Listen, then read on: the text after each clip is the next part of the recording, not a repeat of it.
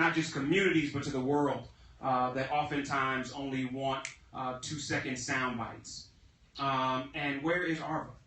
There she is. She is the head of one of our partners of the Urban League of New York, and is doing fantastic work, not just here in the city, but connected to the work that we see the National Urban League doing in all parts of the country. This is our panel, and I'm excited to be with you as your moderator. I don't think I introduced myself. My name is Jeff Johnson.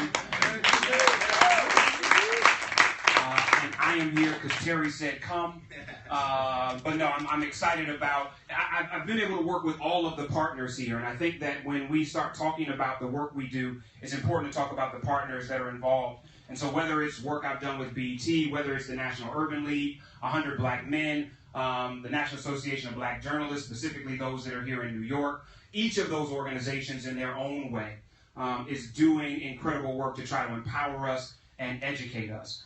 Those of you that have social media, please push out that on Monday, November 7th, we are going to see this broadcast on BET.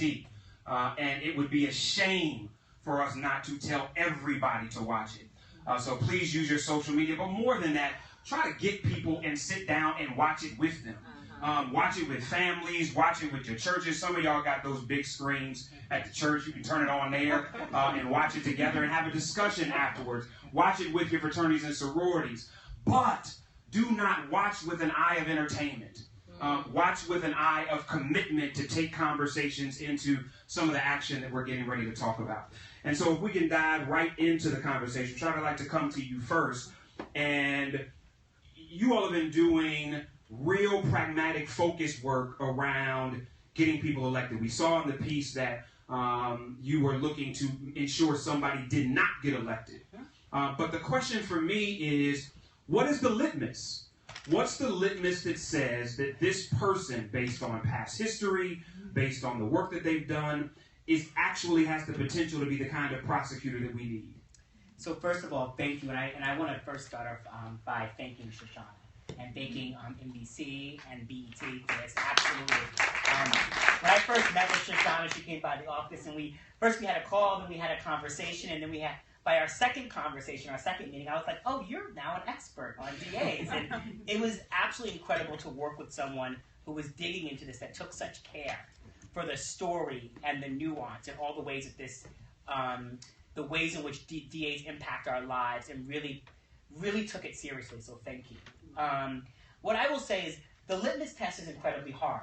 As the film showed, 85% of DAs run unopposed right now. So even finding and fielding candidates has been incredibly hard. This year, the Color of Change PAC has identified 5 races in the general election that we're engaging in, and during these primaries, we engaged in 3. We engaged in 3 races during the primaries: Cook County, St. Louis, and Orlando. And in each place, we worked hand in hand, the PAC worked hand in hand with the community to really look at the opponent and then to see if the community had someone that they were going to support.